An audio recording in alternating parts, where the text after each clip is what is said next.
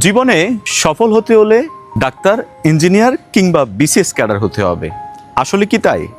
সফলতা মানে কি শুধু এসবই হওয়া? চলুন আমরা দেখি সফলতার সংজ্ঞা কি। সফলতা হচ্ছে নির্দিষ্ট কোনো লক্ষ্য অর্জন কিংবা কাঙ্ক্ষিত ফলাফল লাভ করা।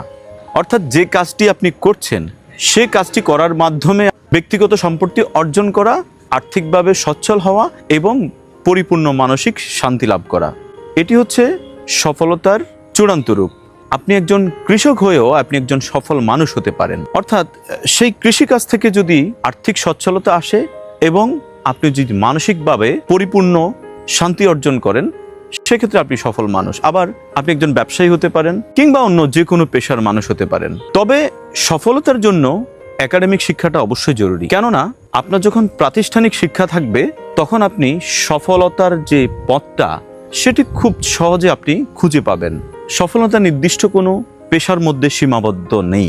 এটি হচ্ছে আপনার একাগ্রতা, সততা এবং পরিশ্রমের মাধ্যমে আপনার যে মূল লক্ষ্য অর্জন করাটাই হচ্ছে সফলতা।